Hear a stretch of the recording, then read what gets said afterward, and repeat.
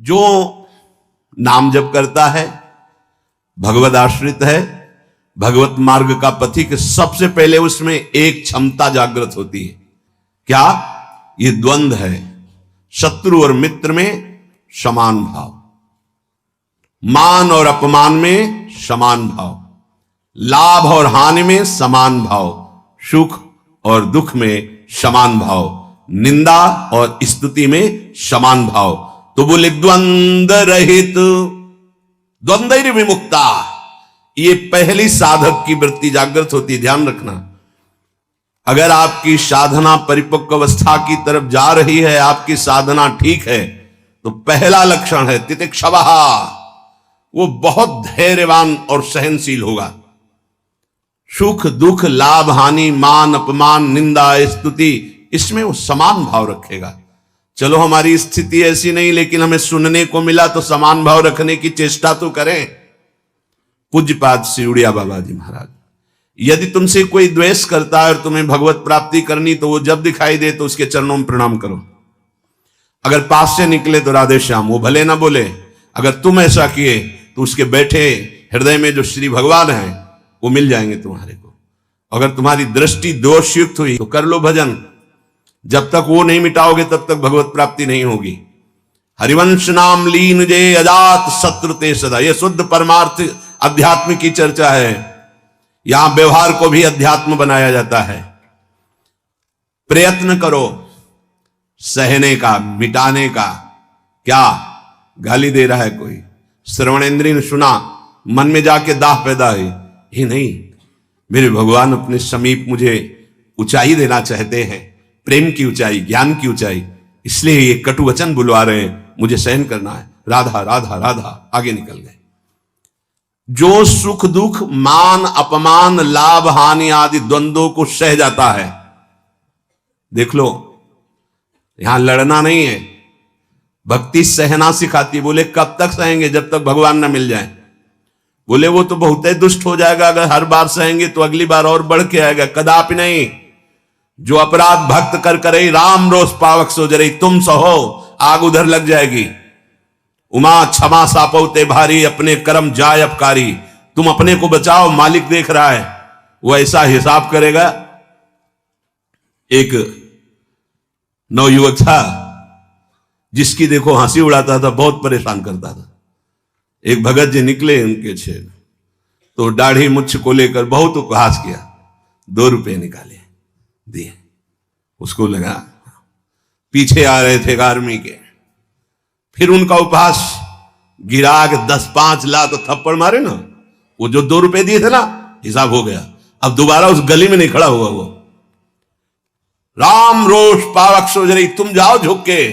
वो आ रहा है झुकाने वाला, किसी रूप में रौंद के रख देगा उसको, क्योंकि उसका स्वभाव ऐसी जगह हाथ डालेगा जहां हाथ जल जाएगा। ये ना सोचो कि अगर हम 10 बार सह गए तो 11वीं बार वो फिर बोलेगा, बोलने लायक नहीं रहेगा। जो अपराध भक्त कर करे राम रोष पावक सो जरी, तुम्हारा कर्तव्य सहन करना और मालिक का कर्तव्य हिसाब करना। एक साधु जा रहे थे, गंगा किनारे भ्रमण कर रहे थे, तो छड़ी रखते, सोटा लंगोटा लोटा ये साधु के पास रहता है, तो सोटा लिए हुए थे और अपनी मस्ती में जा रहे थे। ऐसे पीछे धोबी कपड़ा धो धो के ऐसे सब फैलाए हुए था सूखने के लिए।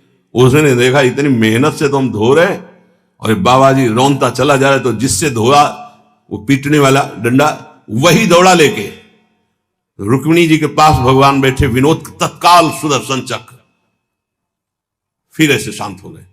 तो रुक्मिणी जी ने कहा, प्रभु जरूर ये स्थिति किसी भक्त पर संकट आने पे होती है, रुक क्यों गए? बोले उसके पास लाठी थी, उसने हिसाब कर दिया। 2-3 डंडे बाबा जी ने मारे, 2-4 डंडे धोबी ने मारे, तो दोनों धोबी है, इसीलिए मट गए। हाँ, अगर वो सर झुका देता तो वहां द्वारिकाधीश का सुदर्शन चक्र सेकंड के कम हिस्से में उपस्थित हो जाता। सर्वव्यापी तत्व है भगवान के पार्षद, जैसे नारायण निकला और वही हरि पार्षद प्रकट हो गए। आप अगर डंडे चलाओगे ना तो हिसाब किताब आपका भारी पड़ जाएगा। अगर आपने सर झुका दिया तो वो हर समय तुम्हें देख रहा है, कोई क्षण ऐसा नहीं है, कोई जगह ऐसी नहीं जहां उसके नेत्र ना हो। हाँ, विश्व तच्चक्षुर, पूरे विश्व में उसके नेत्र विराजमान हैं। सहना सीखो, यदि आगे बढ़ना है तो सहना सीखो। हमारी बात मान लेना। अगर मान लोगे तो जान जाओगे कि इसका रहस्य क्या है। जो सह गया सो भगवान को प्राप्त हो गया। जितना सहोगे उतने महान बनते चले जाओगे। ये शिक्षा हमको एक शराबी ने दी थी। बैकुंठ धाम ब्रह्मावर्त बिठोर ले गया, एकांत में ठाकुर जी के श्री विग्रह को दिखाया और नीचे के संगमरमर को दिखाया और कहा देखो यही संगमरमर तिल तिल काटा गया, टूटा नहीं तो आज भगवान बन करके आरती होती है। ए बाबा जी बना टूटना नहीं, चाहे जितना कष्ट आवे। सहनशीलता, सहनशील, आशय, उदार, धीरज सहित विवेकी, विवेकवान, धैर्यवान, सहनशील महात्मा होता है। चाहे गृहस्थ हो या विरक्त हो, भगवत मार्ग का पथिक ये नाना प्रकार की कुचेष्टाएं करने पर दुखी या व्यथित होकर कुचेष्टा नहीं कर बैठता है। द्वंद्व रहित।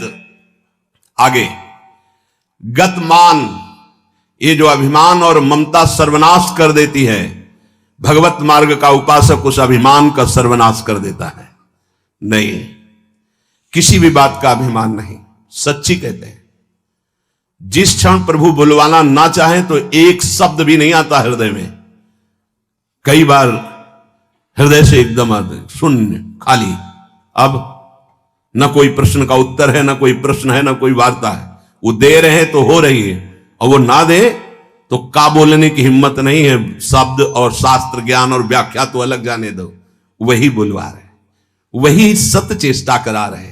इस सत्य मार्ग पहाड़ पे चलना है, ये हमारे चढ़ने की योग्यता नहीं, पर वो वाचालम बना देते हैं। मूक को पंगु से पहाड़ चढ़ा देते हैं। सांप का छोटा बच्चा गरुड़ को पछाड़ दे, राम कृपा हो जाए, हां तो लघु ब्याल गरुड़ को खा जाए, ऐसी सामर्थ्य पैदा कर दे भगवान। सब कुछ भगवान की सामर्थ्य से सत मार्ग का होता है। सब कुछ हमारे अहंकार से असत मार्ग का होता है।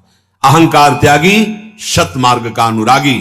अहंकार युक्त तो कहेगा जरूर भगवान की सामर्थ्य से हो रहा है, पर अहंकार वासनाओं का खेल खिला के पाप करेगा। तो कह रहे गतमान, ये भगवान को अधीन करने वाली आगे बात कह रहे हैं कि सुख निधान भगवान तुम्हारे अधीन क्यों नहीं हो जाएंगे यदि ऐसा करोगे। पहला, मान अपमान, दुख सुख, लाभ हानि में समान भाव। दूसरा, मान को स्वीकार मत करो। ये देहाभिमानी पुरुषों के द्वारा किया हुआ प्रणाम नमस्कार, ये देहाभिमान को पुष्ट करने वाली अविद्या की एक नई चाल है। उनके हृदय में विराजमान सच्चिदानंद भगवान को देखते हुए इसे विनोद में उड़ा दो। विनोद में, मैं जान रहा हूं प्रभु अब नहीं फंसेंगे, गुरु कृपा हो गई, आपका ये प्रणाम नमस्कार फांस नहीं सकता। नाथ आप तो हमारे स्वामी हो, अब नहीं। लाखों प्रणाम दंडवत हो रही, लेकिन नहीं, वो तुम्हारी प्रणाम दंडवत नहीं हो रही, वो तुम्हें फंसाया जा रहा है। आखिरी खाई है यश कीर्ति मान। नहीं, हे सच्चिदानंद गुरुदेव, आप सब रूपों में काहे को मजाक कर रहे हो प्रभु, आप ही तो विराजमान हो। नाथ कोई नहीं फंसा पाएगा। अब हम तो बड़े भजनानंदी, हमारा बड़ा नाम हो रहा है, प्रणाम नमस्कार हो रहा, तो आगे है खाई, उसमें मुंह भरा गिर जाओ, निकल नहीं पाओगे। जैसे कंचन की खाई, कामिनी की खाई, ऐसे कीर्ति की खाई। तो गत मान, सबहि मान प्रद आप मानी, सबके चरणों में बंधन भक्ति, मेरे नाथ इन सब रूपों में विराजमान। वो प्रणाम कर रहे हैं, नमस्कार कर रहे हैं, वो जय बोल रहे हैं, ये उनकी महानता है। वो अपने हृदय की स्थिति के अनुसार बर्ताव कर।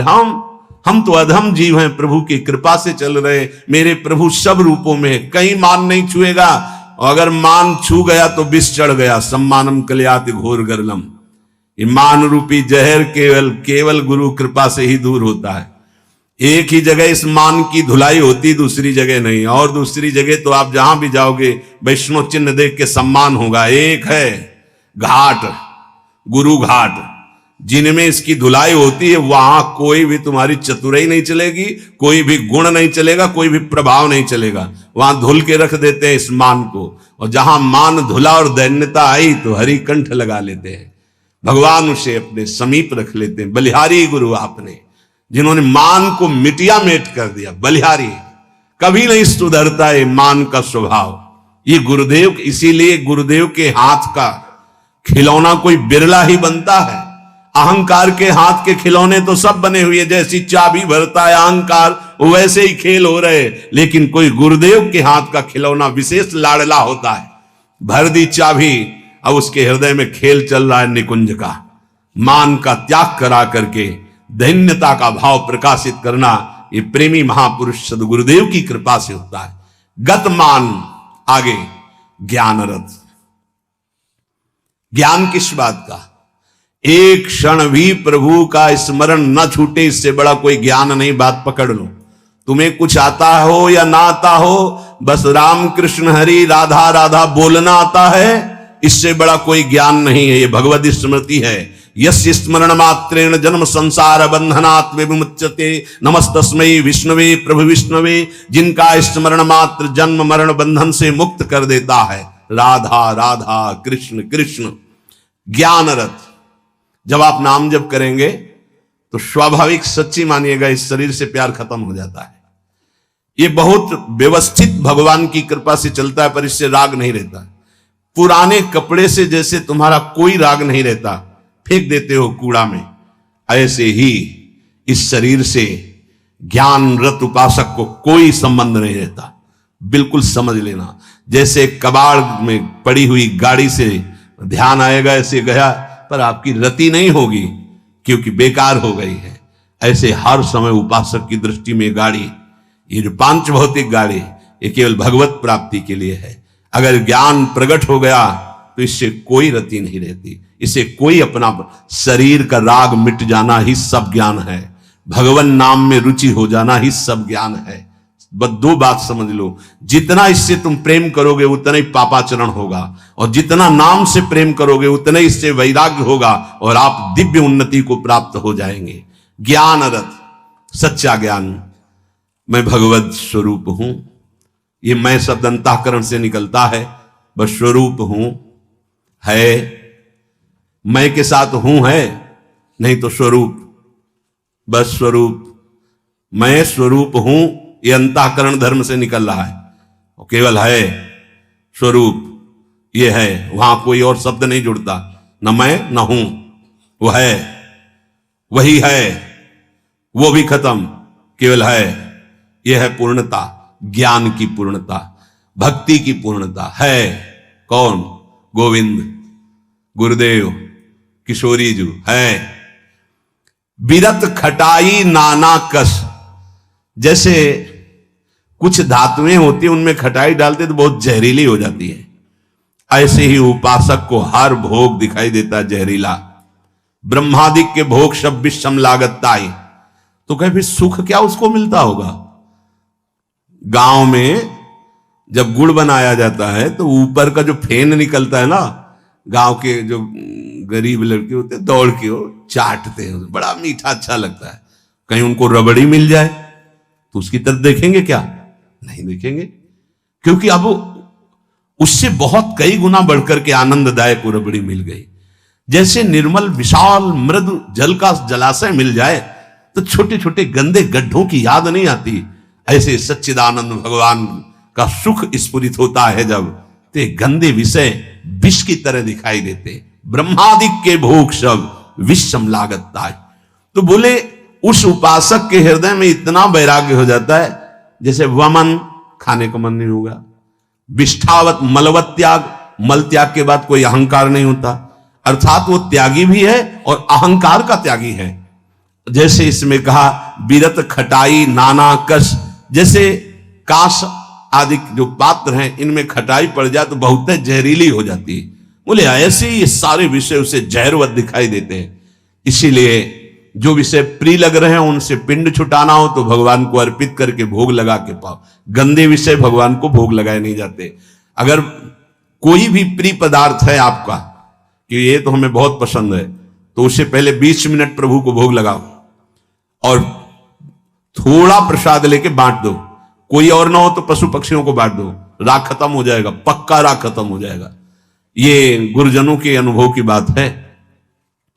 कुछ ऐसे पदार्थ होते हैं, पूज्य राधा बाबा भाई जी से कहा कि सब ठीक है आपकी कृपा से, पर मिठाई देखते ही प्रीता बढ़ जाती, तो क्या अभी हमारा राग है मिठाई में?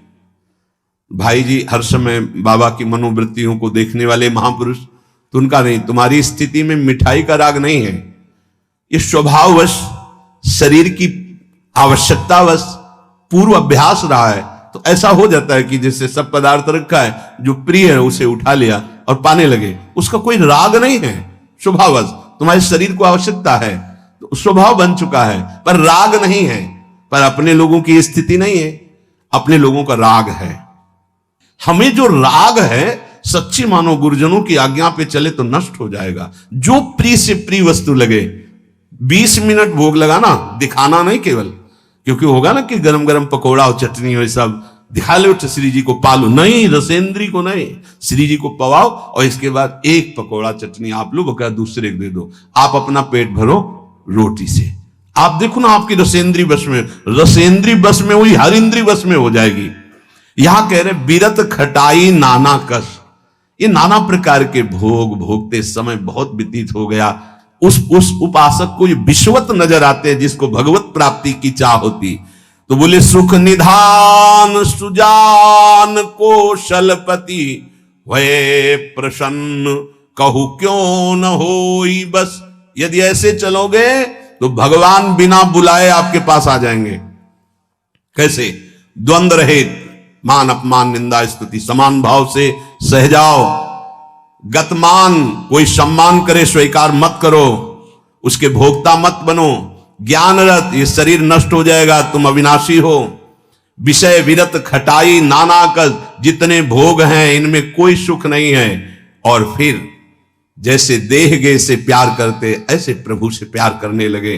तो कह रहे प्रभु अपने आप आपके अधीन हो जाएंगे। सर्वभूत हित निर्व्यलीक चित भगति प्रेम दृढ़ नेम एक रस।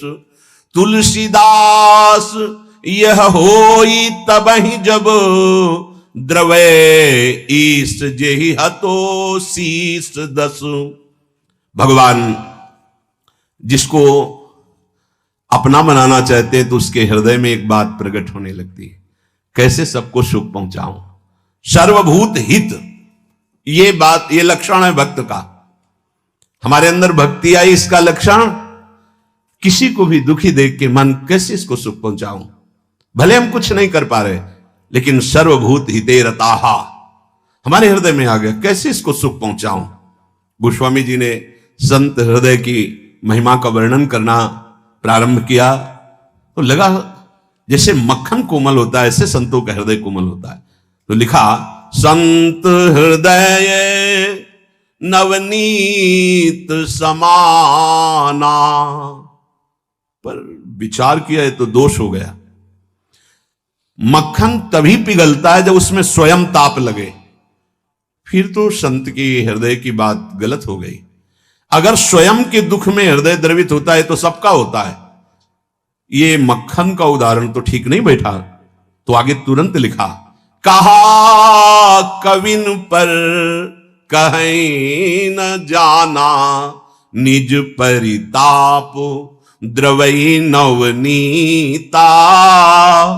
पर दुख द्रवहि सो संत पुनीता। संतों का हृदय मक्खन जैसा होता है, कवियों ने कहा, पर ठीक नहीं बैठा।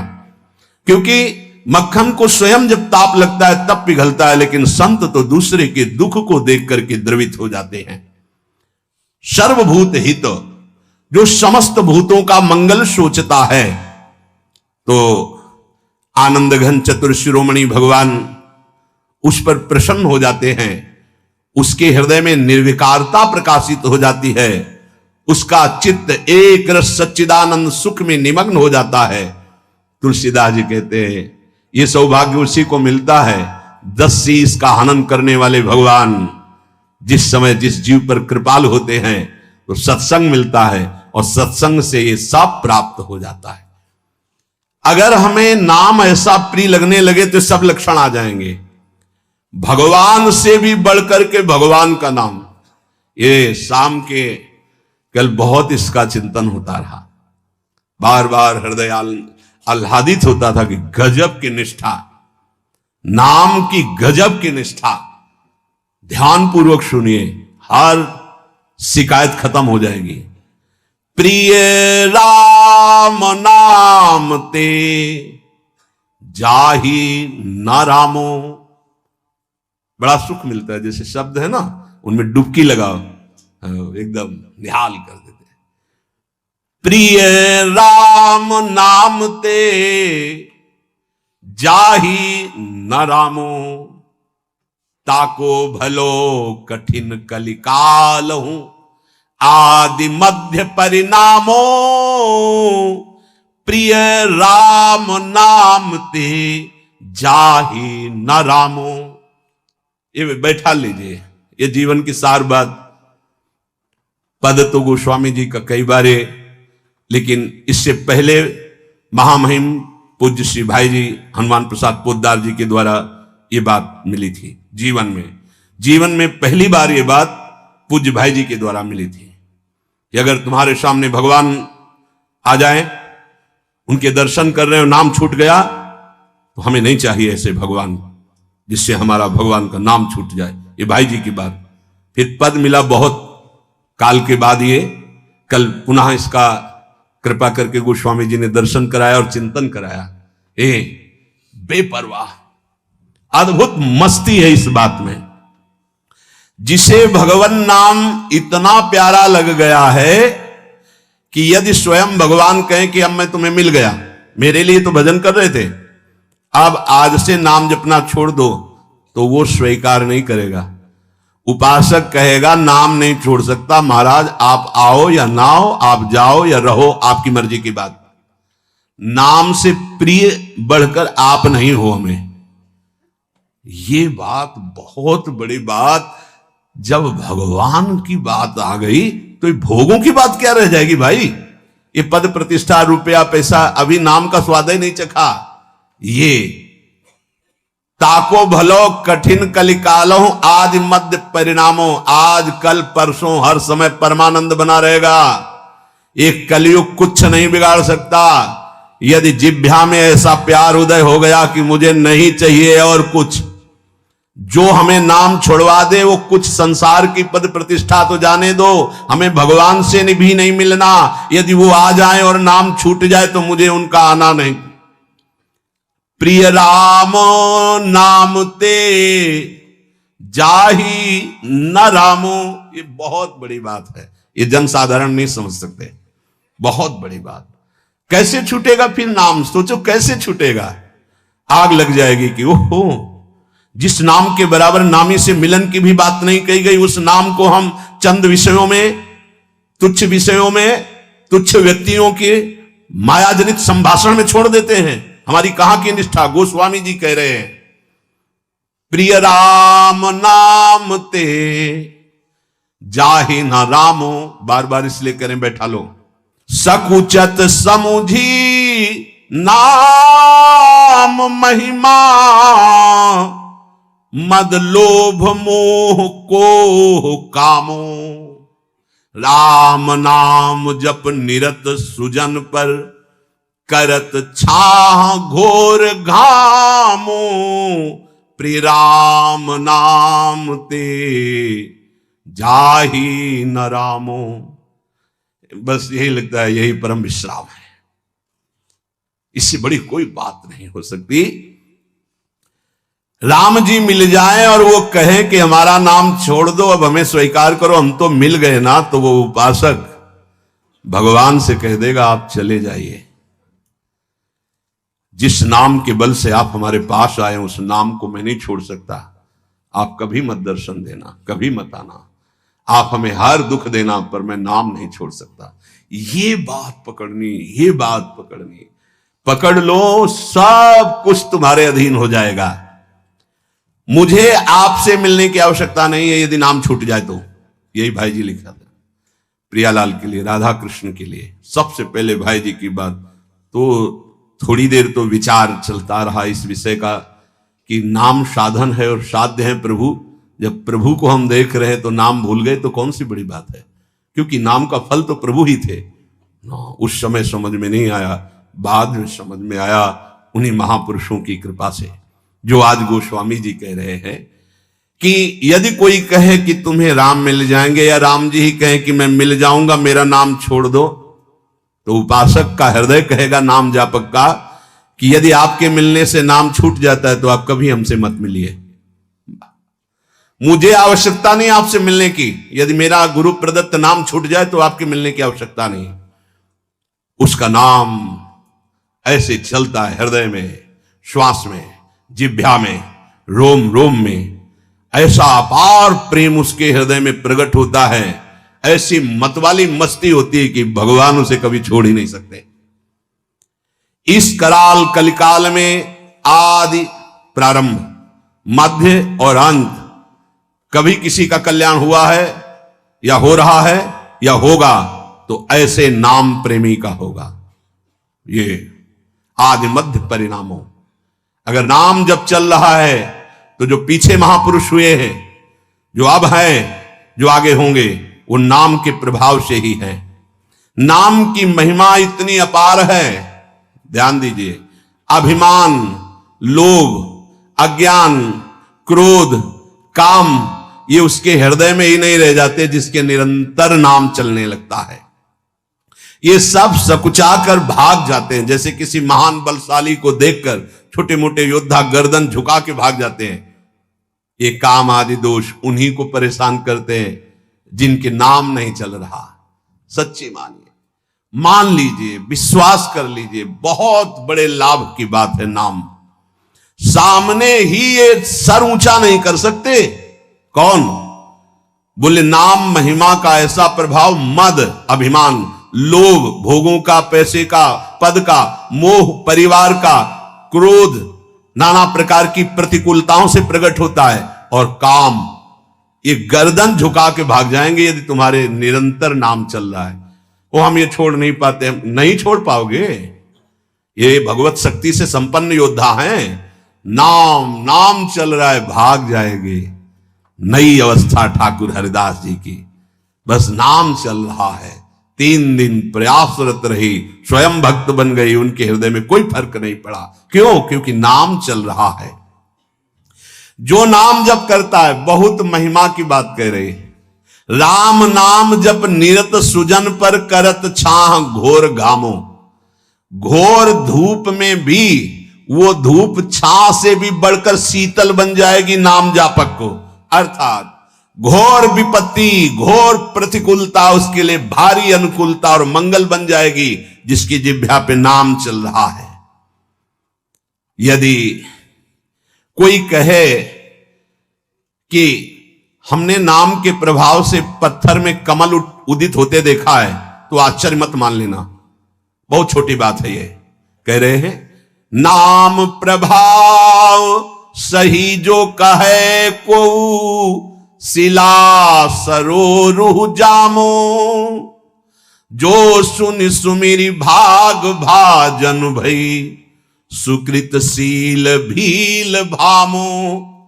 यदि कोई तुम्हें ऐसा कह दे कि हमने देखा है पत्थर में कमल खिल गया, असंभव, तो तुम मान लेना कि वो नाम जापक ऐसा हो सकता है।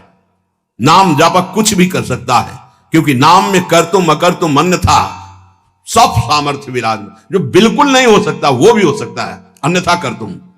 जैसे जहां सुई का धागा जाना छेद में बहुत कठिन होता है सुई के, वहां से अनंत ब्रह्मांड भगवान पार कर सकते हैं, और उन भगवान को अधीन करने वाला नाम है, सब ठीक हो जाएगा। सब कुछ हो सकता है। नाम की महिमा समझ करके ये तुम्हारे काम, क्रोध, लोभ, मोह, मद, मत्सर्य सकुचा कर भाग जाएंगे, सामने नहीं आएंगे। भारी से भारी प्रतिकूलता, दुख तुम्हारे लिए आनंद प्रदान करने वाली बन जाएगी यदि आप नाम जप कर रहे हो। महान दुख सुख बनकर तुम्हारे को कभी छोड़ेंगे ही नहीं। यदि कोई कहे कि नाम के प्रभाव से पत्थर में कमल उत्पन्न हो गया, तो उसे झूठा मत समझना, क्योंकि संभव को असंभव और असंभव को संभव करने की सामर्थ्य नाम में विराजमान है। जिस नाम का स्मरण करके भीलनी जगत बंधनी सबरी जी हो गई और भगवान उनके जूठे बेर खाए, तुम्हें विश्वास नहीं है? उस नाम पर परम भाग्यवती पुण्यमयी ब्रह्म ऋषियों से भी पूजनीय माता सबरी हो गई। और ऐसे जो सीधा राम राम नहीं बोल पा रहे थे, मरा रमा रमा, वो भगवान के अवतार के पहले भगवान की लीला लिखने की योग्यता प्राप्त कर ली। जो अपने भाव से भगवान नारायण नहीं पुकार रहा था, अपने पुत्र को पुकार रहा था, उसे परम पद प्राप्त हो गया। इसलिए उल्टा कुभाव से, किसी संबंध से, कैसे भी जिसने भगवान के नाम का उच्चारण किया उसका मंगल ही मंगल है।